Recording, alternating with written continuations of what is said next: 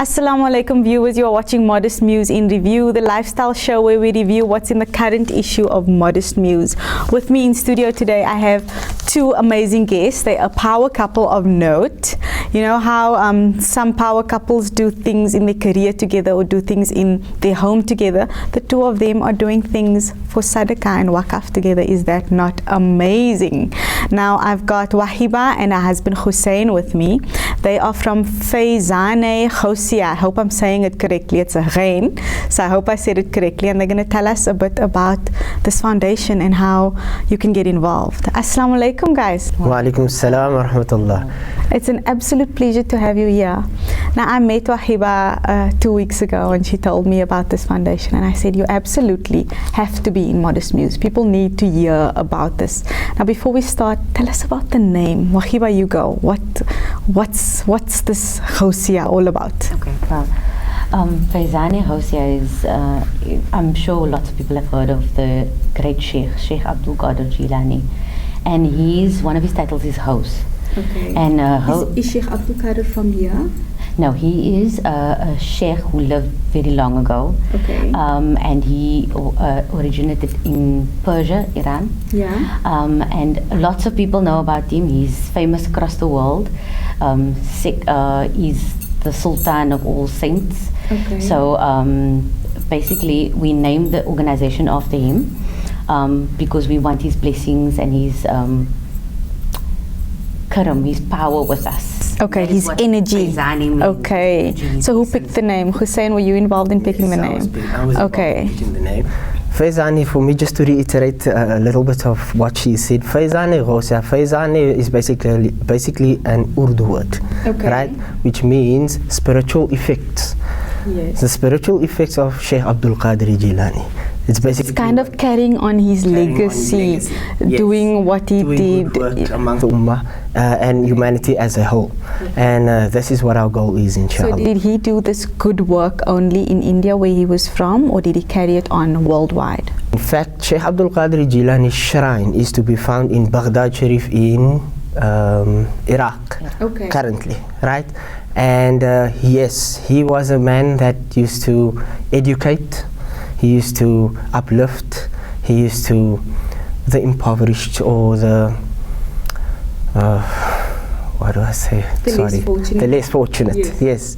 He used to uplift these people, and he came with the spiritual upliftment of the inner self, purifying yourself, knowing who your Allah is, knowing who yourself is before you know your Allah. And of course we purify our deeds by giving back. Absolutely. And this is what he taught. By giving, you will receive spiritually. And just to correct, it wasn't really specifically India, because he was mostly from the Arab. I see, okay. Yes, yeah. And his work, did it ever, besides what you guys are doing now in South Africa, did he ever come to South Africa and do work here, or are you? Very long ago. Oh, I see. How long ago? Jilani is about 800 years ago. Wow. That he has left the dunya, right? But he gave on the khilafat over to different shuyukh, and alhamdulillah, we are currently still in contact with his family from 800 years ago. A sheikh called Hazrat Sheikh Sayyid Zainul Abidin Shah Hussein Qadiri, as you can hear, Abdul Qadir, and he's named after him. The spiritual chain is named after him. Sheikh Sayyid Zainul Abidin came to South Africa in 1962 and established the legacy of Sheikh Abdul Qadir Jilani here in Cape Town and in Johannesburg. And alhamdulillah, there are many students or murid that is currently practicing what Sheikh Abdul Qadir Jilani and Sheikh Sayyid Zainul Abidin has instilled here in Cape Town, alhamdulillah. Yes. Now please tell us a bit about what is it that you guys do to carry on this legacy? What does Faizane Ghosia do? And then later on we can chat about how people can get involved. Faizane Ghosia was started because of the fact that we've seen there's a need because students of Deen are usually always struggling, and especially my husband visited India a few years ago, and I've also personally been there to the ulum that we are trying to raise funds for, and the conditions there are very bad. And these are children who come from very impoverished backgrounds. Some of them are even orphans, and they get meals. They the coordinator of the masjid and the ulum is feeding them. They sleep there, so it's very, very. It's quite a responsibility. Yes. It's really difficult, because if you don't have funding, it makes it extremely difficult. And people kind of think, okay, well, we just give you a little bit of money and the problem will go away. But they forget that an ulum is something that is a continuing thing that has to be maintained. You know, the place needs to be built correctly and maintained. The children eat, they sleep there. You know, so this is one of the things that we really are passionate about, and that's why we started Faizani Ghosia. But we also see the need in South Africa for the things that need to be done here to uplift the Deen of Islam. We want people to continue teaching and learning the Deen of Islam. Make it easy for them. Yes, we want to make it because easy. if it's hard, we won't carry on. Exactly. And a lot of people find it very difficult to find funding so that their children can actually go and study the Deen. And we want to try and make that an easy transition, because we want Islam to progress, you know? Of course. We all want that. So Hussein, tell us a bit about a day in the life of your project. Subhanallah, it starts out very early. We are getting contact with the Sheikh in India, and then he gives me a little rundown as to what is going to happen that day and what the needs are for that day.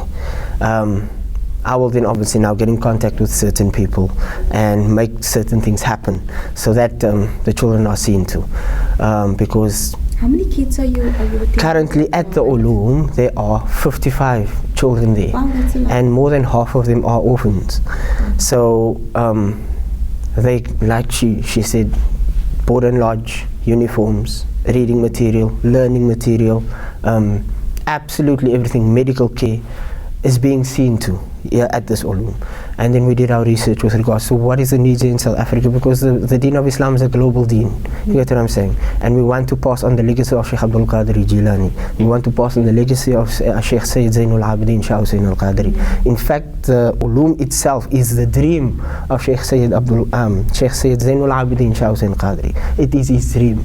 And Alhamdulillah, his son and grandson is trying to fulfill that dream, but unfortunately funds, as we know, India is a very impoverished nation, most of India I should say. And Hazrat then reached out, or my Sheikh reached out to me and said, look, is it not possible that you make a plan? And Alhamdulillah, I've sat down, I've done my research, and the best thing was for me to come up with an NPO. Was very tough because it was just my wife and I, and Alhamdulillah. And our family. And how long ago did the NPO start? How long are you registered? The NPO itself started in May, right? Where we got things rolling with regards to you're quite new, very little. New, right? We've really been operating in a very informal capacity, giving fundraisers here and there, trying to get our family support, and we essentially have gotten a lot of support from our family, alhamdulillah, and we really appreciate it. But it just seems like there's just more that needs to be done. So inshallah, we're hoping that people out there will support us. Having said that, alhamdulillah, Faizani Ghosia essay. The essay is there for a reason, because alhamdulillah we've started so many an initiative here as well. Where our first initiative we took to Chatsworth. Yes, we went to Chatsworth, and alhamdulillah we had a little Eid clothing drive that was past Ramadan, and we had an Eid al-Fitr clothing drive, and the support was overwhelming, alhamdulillah. And we went out there, we could clothe and even feed the community of Chatsworth in Malmesbury. And then we saw, alhamdulillah, that we are capable, and then we took on the Philippi area as well. Quite recently, alhamdulillah, we went there with pots of food, and we fed the madrasa children at the Mastura Madrasa in Philippi. And alhamdulillah, that was a resounding success as well. With regards to the fundraisers and so, it is all funded just by family. All of it, yes. All of them just came together, they saw the need, they saw they were willing to get involved, and alhamdulillah. I'm sure it was funded by family because your family are the people most aware of what you are doing. Absolutely. I'm sure as viewers are watching and as the message gets out and as more people read Modest Muse, they will also want to get involved, because I think people, they want to give their time, they want to give their funds. I mean, it's an obligation on us to give sadaqah, to give wakaf, to get involved in these type of things. Charity is part of our deen. It's just people don't know perhaps where to put their efforts, and there are certain institutions that are kind of the buzzwords. They're popular because their marketing is very well executed. So people just they donate to familiar institutions, but there are others like yours that need help. So inshallah, for next Eid, we're going to have a bigger drive. Ameen. Please tell us, so how can people get involved? What is it that you need for your SA branch? Well, basically, what we really need is for people to come on board and say they can fund us with in maybe possibly a monetary way.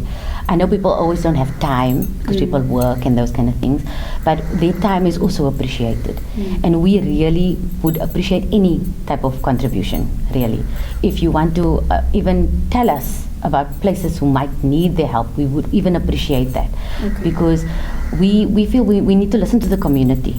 Because you can say sitting at home, you know, I can do this, I can do that, but you won't know what those people need until you go there. So you say you're not limited only to the projects that you guys have thought of, but if there are other institutions that need help, they can reach out to you. So your contact details are below the screen, your banking details are below the screen. People can contact you on that email, that website, and make donations to you guys. And they can follow us on Facebook and Twitter as well if they want to see what current projects we're busy with, because we do update like when we are busy doing certain things, what we are doing, and we try to keep people aware. Because people will only be able to contribute if they know what's actually going on. Yes. And of course, read the article in Modest Muse. Yes. Absolutely. Yes, definitely. So tell us, you started in May, you're quite new. Where to from here? What's the medium-term plan and the long-term plan? Medium-term plan is obviously to get the ulum itself, the building itself done, because currently there's just a raw building. And yes, the students. The building is currently in Ala Sharif in India, right? We need to get this building done because the students are currently learning in a very raw building, and they are currently sleeping in a very raw building. So we need to get this done so that the children can get comfort. And I say a fed child and a well-rested child is able to learn better. And this is our aim. That's our medium-term goal. Our long-term goal is, inshallah, to obviously now to get South Africa on board and to make the ulum Faiza Negosya Ahl Sunnat come to South Africa, have a South African branch, start to spread the deen of Islam, start to spread the legacy of Sheikh Abdul Qadir Jilani, start to spread the legacy of Sheikh Sayyid Zainul Abidin Shah Hussein Al Qadri, his son and grandson Sheikh Sayyid Dada Pir and his son Sayyid Zahir Abbas. This is our long-term goal, inshallah. I mean. So what I'm envisioning, what I'm picturing, what you guys want is actually to run as an office, to have something in South Africa. So we are calling out to people who've got premises, who've got time, who've got the skill, the administration, the business management background to assist you guys to get a premises and to start operating like a little business. Ameen. Inshallah. Ameen. Also, what I'd like to really say is that the ulum itself, I don't know if you've read the article already, but in the article it states what type of subjects are being given at the ulum, and it is of a really high caliber. I haven't seen anything really as Please tell wonderful. Our viewers about really, the subjects. I'm not too familiar with all the terminology, but if you read the article, you will see that the subjects at the ulum are really world class. And the caliber of the shuyukh that will graduate out of that ulum will be amazing. So we want to support that, because you need to nurture these things from young already. And those boys, those children at the ulum, they are young, And we want to have the same thing here in South Africa. We want to have an institution for learning, the Deen of Islam, which is something that needs to, you know what I mean? be grown. And for you and me, putting our money in something like that is sadaqatul jariyah. That when we die, wakaf, it keeps on going. So when we die, it keeps on going. That child has learned because you have given the money, you have sponsored that child, you know, you have given the support, and that child, whatever he does in his life, you will benefit from it. Wherever the knowledge gets passed on, you benefit over and over and over again. So besides running like a business here, you're wanting the formula over in India to work, and then to copy paste that formula over here and create little leaders that will carry on the deen in South Africa. I mean, is this ulum open to girls and boys at the moment, or just boys? Currently, the ulum is open for just boys, right? That is in Allah's India, because obviously now the conditions in which the children are learning are more susceptible to boys. For the boys, you know? So it would be very not appropriate to have girls there as well. Because the facility isn't available. And then for the ulum that you want to start in South Africa, would you be needing teachers, mu'allimas to assist as well? Absolutely. We're going to obviously now put out the word out there, inshallah. I mean, when the ulum starts in South Africa, that we're going to need teachers and stuff like that. And then inshallah, I mean, hopefully the teachers will come on board and help us empower the ummah here in South Africa as well, inshallah. I mean, so, and in terms of time, what can people do? There are people that don't perhaps have the funds, but they want to contribute. What do you need in terms of time? Do people just set up a meeting with you? Are there specific days that you need assistance with? We're not very strict. So if you just call us and let us know, you know, you want to assist, volunteer in any way, we will just slot you in as soon as something comes up. If whatever we're doing right now needs more people, so it's not really a procedure, really. It's quite easy. So let's talk figures. You need this ulum up in India to be up as soon as possible, because the conditions are really bad. How much money is it in rands that you need? SubhanAllah. I'm very happy you asked this question, in fact. Alhamdulillah, we will be having a little fundraiser come the 1st of October, inshallah. I mean, a little tea and treat at the Hasnain Hall in Victoria Road, Grassy Park, at the Jami Ahmadi Masjid. And alhamdulillah, we will be raising an amount of about 39,000, which is it's a drop in the ocean with regards to what is needed. In fact, if I'm going to give you a ballpark figure, I don't necessarily want to scare the viewers. But tell them, I mean, so that they can realize the magnitude and the enormity of what is needed. Complete the ulum. Currently, we're looking at about 500,000 in rand, and inshallah, I mean, once that is in and the ulum is done, obviously now reading materials need to be sorted, uniforms need to be sorted, meals need to be sorted, etc., etc. So it's a running cost. Absolutely. So this is why we are appealing to the public and to businesses out there that to direct their zakah, their lillah, their fitrah, their etc., etc., or just the goodness out of your heart. You feel you just want to make lillahi, please do. And choose Faizane Ghosia SA, because I'm always discussing this with my wife, and I tell her that alhamdulillah, every facet that was recommended by Rasulullah sallallahu alaihi wasallam, alhamdulillah, Faizane Ghosia covers.